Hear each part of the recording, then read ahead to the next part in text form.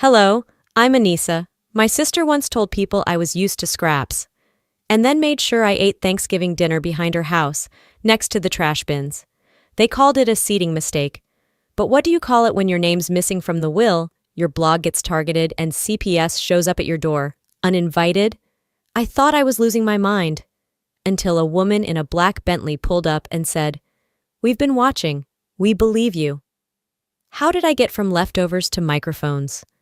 Why did my own mother say, "We can't carry her forever"? And what made my sister hate me this much? I found the gift card buried under expired coupons, old receipts, and a broken pen. It was shoved in the back of a drawer I hadn't opened since the kids started school again. The card had Darlene's perfect cursive on the back. "For emergencies, don't say I never gave you anything." That morning, Amy had woken up wheezing. Her inhaler was down to its last puff, and we were between paychecks again. I stared at that shiny plastic rectangle, hating myself for even considering it.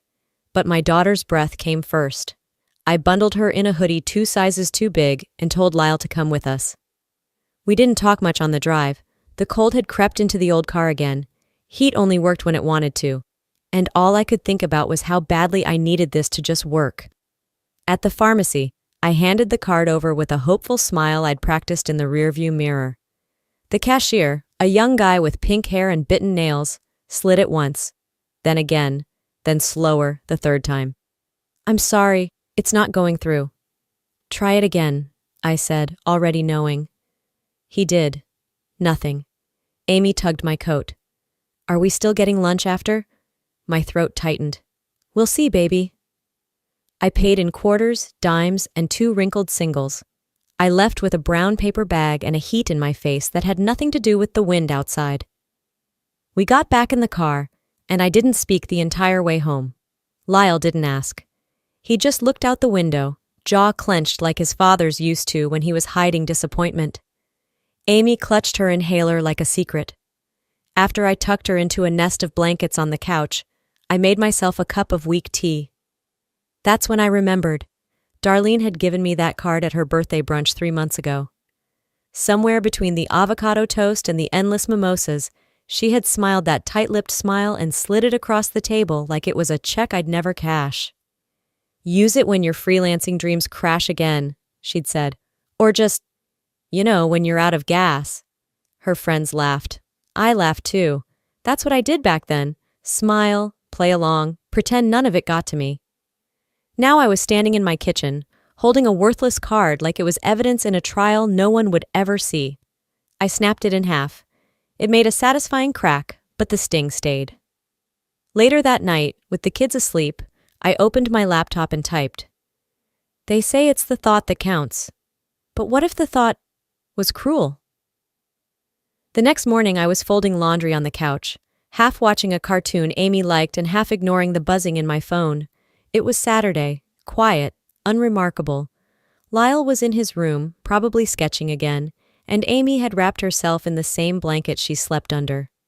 I unlocked my phone, just to scroll while I waited for the dryer to finish. The screen lit up with a photo. Darlene, in white lace, standing under a floral arch I recognized from our mother's backyard. I blinked. Then came another photo. Champagne flutes, gold-accented cupcakes, a sparkly banner. #second chances, #ridge vows again. I scrolled faster. There were at least 30 shots. Her smiling, him smirking, people laughing in the background. Friends, neighbors, old cousins I hadn't seen since Dad's funeral. Our mother, Lorraine, stood beside her in one photo, wiping away a tear with a tissue folded perfectly in half. Then I saw the video. It was Lorraine giving a toast. "To my beautiful daughter," she said, glass raised. "You've always made me proud. This is the life you were meant for." There was no mention of me, no tag, not a word, and the caption below one group shot read, "Everyone important was here." I froze. My chest felt hollow, like the air had turned solid inside it. Lyle walked into the room with a bowl of cereal. He glanced at the phone and saw what I was watching. He didn't ask a thing. He just turned around and walked back out. No sound, no expression. And somehow that hit harder than anything else. I almost typed out a message to Darlene, then deleted it. What was I going to say? Congrats on pretending I don't exist. I thought about last year, Thanksgiving, when she'd said, "We're keeping it small this year, just the core." I had shown up anyway with sweet potato pie and 2 well-dressed kids, and we'd eaten on folding chairs in the garage. That night, once the house was quiet again, I opened a new post draft. I used to think I was being forgotten, but forgetting is accidental. This was on purpose, a clean cut, sharp, practiced. I stared at the blinking cursor, then typed, "Family doesn't forget you, they erase you." The following week, while checking my inbox during a short break at work, I saw her name again. "You're invited," the subject line read, followed by a smiling photo of Darlene mid-speech, standing behind a podium draped in baby pink silk. Join us in celebrating Central Ohio's single mothers at the Ridge Foundation launch. Together, we uplift. Amy was brushing her teeth when I showed her the screen. "Are we going, Mom?" she asked, foam in the corners of her mouth. I hesitated, then nodded. "We'll go, just to see what it's about." The community center was buzzing when we got there. Rows of pastel balloons framed the entrance, and women in matching t-shirts directed foot traffic inside. No one greeted us. No one handed us a program. We slipped in like strangers at a wedding where we weren't invited. Again. Darlene stood on a stage draped in blush velvet, wearing a pristine white pantsuit and holding a mic like she was born with it. I stood in the back with Amy beside me, surrounded by polished people nodding along as my sister said things like, "Every mother deserves a seat at the table, even if they've never had one before." I moved toward one of the booths, scholarships for enrichment programs. Amy had wanted to try theater camp next summer. A woman with a clipboard smiled tightly when I asked about applying.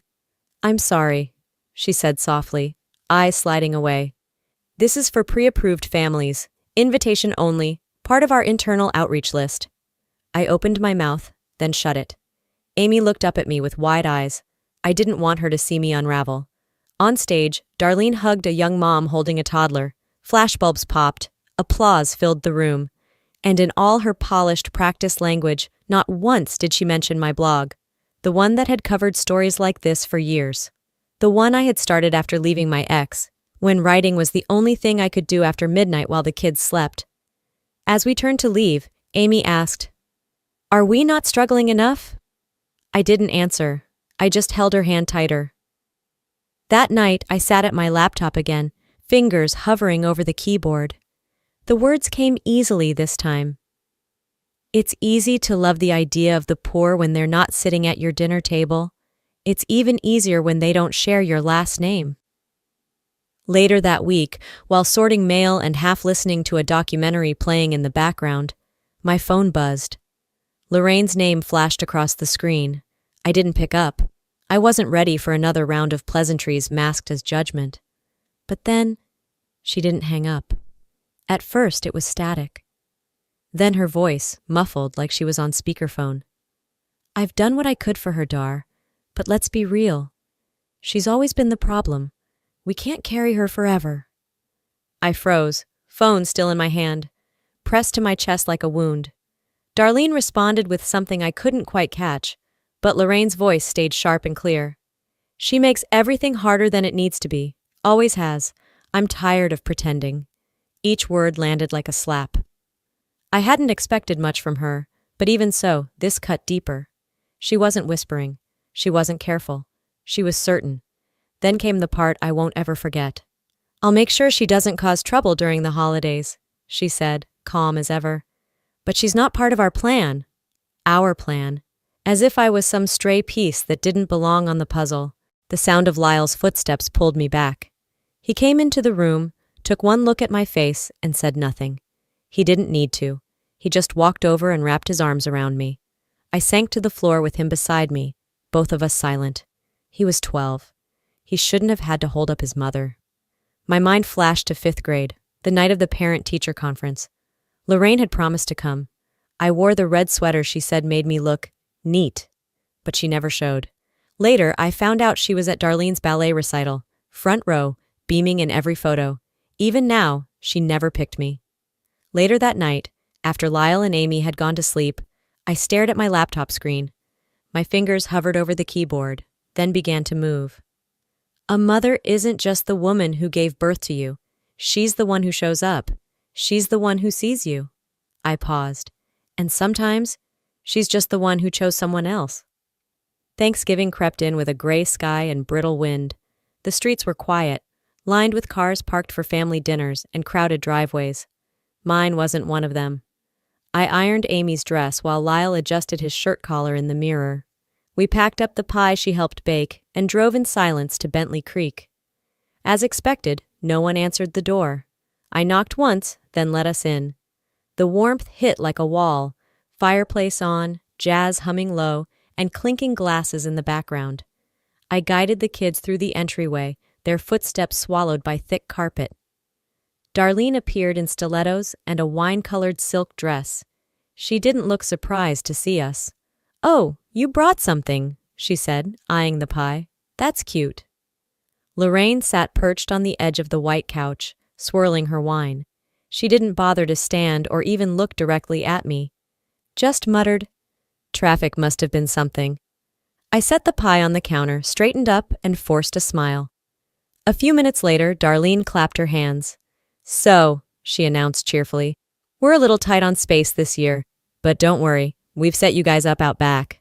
I blinked. "Out back?" She gestured toward the side door with a smirk. "It's private, and, well, she's used to scraps." The room hushed. Forks stopped mid-air. No one laughed. No one said a word. Lyle's jaw tensed. Amy looked up at me, confused. I didn't cry. I didn't even flinch. I picked up the pie and nodded once. "Let's go." The back patio wasn't even set. A folding table had been dragged next to the trash bins. 2 chairs, 1 crate, paper napkins held down by a salt shaker. Amy tried to smooth her dress as she sat. Lyle just stood there, arms crossed, refusing the food. I plated things like it was a picnic and cracked a joke about alfresco dining. Neither of them laughed. I stood up and walked back inside to grab napkins. Darlene was reaching for a bottle of wine. "Next time," I said quietly, "don't pretend. Just say we're not welcome." She looked at me, raised one brow, and shrugged. What would be the fun in that? The day after Thanksgiving, I woke up with the kind of exhaustion that sits behind your eyes. I packed up the empty casserole dish I'd brought to Darlene's, untouched, of course, and told the kids I'd be back before dinner. They didn't ask where I was going. Lorraine's condo sat in a cul-de-sac that looked like it had never seen conflict. White shutters, trimmed hedges, quiet driveways. I knocked twice. She answered with that thin-lipped smile she wore like a shield. "Well, look who's here." "Everything all right?" she asked, like the night before hadn't happened. "I'm just returning the dish," I said. She motioned for me to come in. "You want some wine? There's still a bottle open." "I'm good." We moved to the kitchen. She moved slowly, like the weight of appearances was getting heavier with age. I placed the dish in her sink and turned to leave, but something caught my eye. A folder spread halfway open on the dining table. Legal blue, gold-stamped, estate planning final draft. I froze. Lorraine's phone buzzed in the other room. She stepped out, muttering something about the cable bill. Alone, I leaned closer. The folder was filled with typed pages. Structured, clean, names bolded. Except mine. I flipped to the list of beneficiaries. Darlene, her husband, even a trust set up for their unborn second child. Nothing for me, not even a mention. My breath caught somewhere between my chest and my throat. She walked back in, brushing hair behind her ear like she hadn't just edited me out of her life. I held up the folder. "Why am I not in this?" She sighed, didn't meet my eyes. "Darlene has children, and she's running a business. You—" "Right, sometimes." The words didn't sting. Not anymore. They settled into the part of me already bruised. "You've made it clear where I stand," I said calmly. "Just don't expect me to keep pretending." I slid the folder back to where I found it. "I won't be at Christmas," I added, reaching for the door. She didn't argue. She just picked up her wine glass. At the doorway, I paused. "If anything else gets done behind my back," I said, "I promise it won't stay there." I didn't even get a chance to take my coat off before the knock came. Not a knock. 3 sharp raps, purposeful. I opened the door to find a woman in a navy windbreaker, clipboard in hand. Behind her, a white sedan with a state logo idled at the curb. "Miss Fulton? I'm with Child Protective Services." My stomach dropped. She stepped inside before I could say yes. We received a report of possible neglect, expired food, unsafe sleeping arrangements, verbal instability. I blinked. What? Lyle appeared from the hallway. Amy stood by the kitchen counter, clutching her cereal spoon midair. The woman scanned the living room like she already knew what she'd find.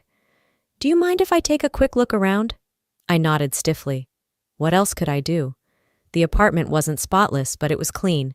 Their beds were made. The fridge was stocked.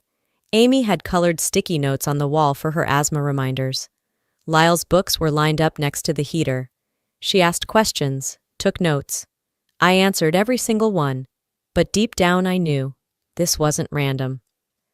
After she left, I sat on the couch in silence while the kids watched cartoons like nothing happened. My hands didn't stop shaking until they went to bed. That night, I logged onto my blog, hoping to lose myself in something else. Instead, I found comments. Dozens of them. Ugly ones. Stop using your kids for pity. Another single mom sob story. She's mad her rich sister won't bail her out. They were all anonymous, with usernames like TruthTeller102 and Concerned Auntie. All new, all fake. One quoted Darlene's words. She's used to scraps. Word for word. I wasn't shocked. Not anymore. I was tired of being polite about poison. So I hit record. The video was under 3 minutes. If this is supposed to scare me quiet, you picked the wrong woman. If you want war, fine, but don't pretend you're doing it out of love. By morning, the post had gone viral. Real people, women who'd been cut out, dismissed, bruised by family in pearls and power suits, began commenting, sharing, lifting me. That night, I tucked the kids in, closed the blinds, and double-checked the locks. I didn't know what they'd try next. But I knew one thing. I was ready. The week passed quietly, but not peacefully. My phone buzzed every hour. Notifications, shares, stranger support. But also silence from the people who should have said something. That was louder. Then on a gray Thursday morning, Lyle shouted from the window, "Mom, there's a fancy car outside." I looked. A black Bentley, gleaming, slow, out of place on our cracked street. The door opened.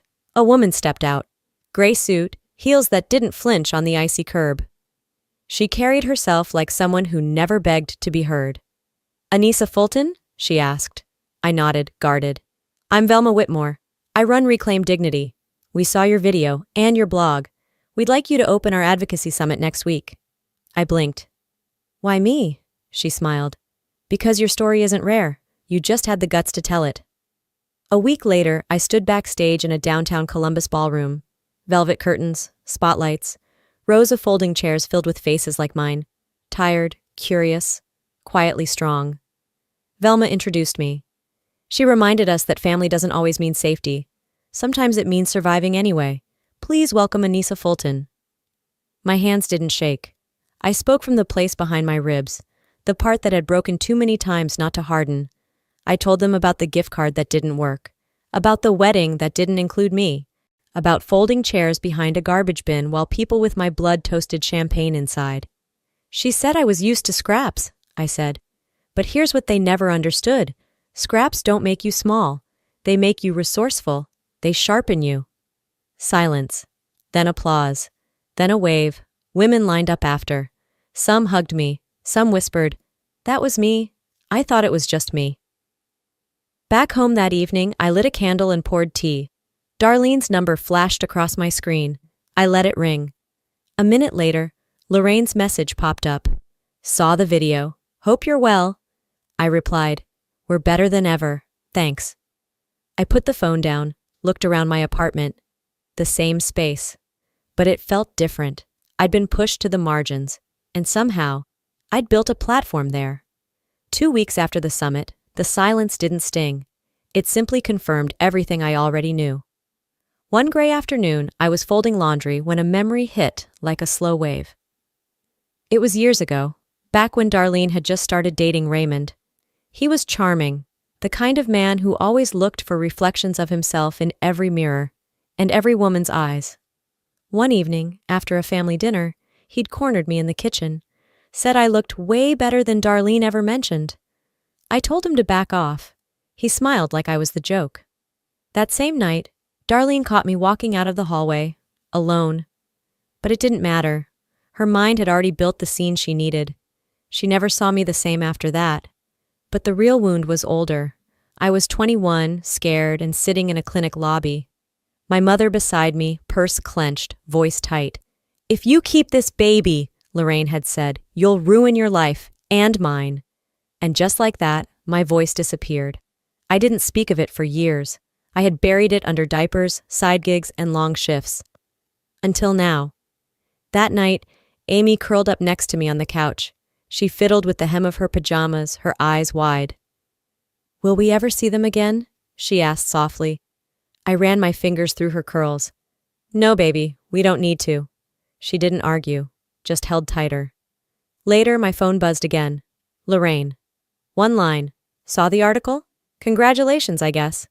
I stared at it, then typed back, "I hope someday you understand what real family means." I blocked the number. Weeks passed. I mailed a check, quietly, to 2 local shelters. One was the same center I'd been turned away from. This time, no name attached. Just a note. From someone who remembers what it's like to be overlooked. Rumors started swirling. Darlene's firm lost a client after social media backlash. Raymond was spotted at a fundraiser. Alone. No ring. That wasn't my doing. Not directly. And that's the difference between revenge and truth. They didn't break me. They revealed me. And now, I write my own script. One where scraps aren't even on the menu. Before I close this chapter completely, let me leave you with this. I used to think survival was about staying quiet, staying small, staying grateful for crumbs. But what I've learned is this. Silence doesn't keep the peace. It just keeps the pain polite. Family isn't always the people who share your blood.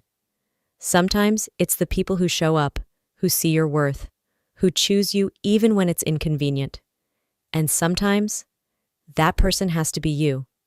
So if you're watching this and feeling like the outcast in your own family, please know, being cut out doesn't mean you're worthless. Sometimes it just means you were never part of a table that deserved you. I've walked through shame, betrayal, and isolation, but I've also rebuilt, brick by brick, voice by voice. Let me ask you something. Have you ever been made to feel like the problem, just for existing?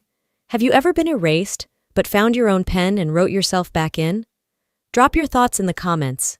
I read every single one. Let's talk about it. And hey, if this video touched something deep in you, even just a little, comment A or tell me where you're watching from. If it didn't resonate, tell me why. I welcome all perspectives here. And don't forget to hit that subscribe button so you don't miss the next story.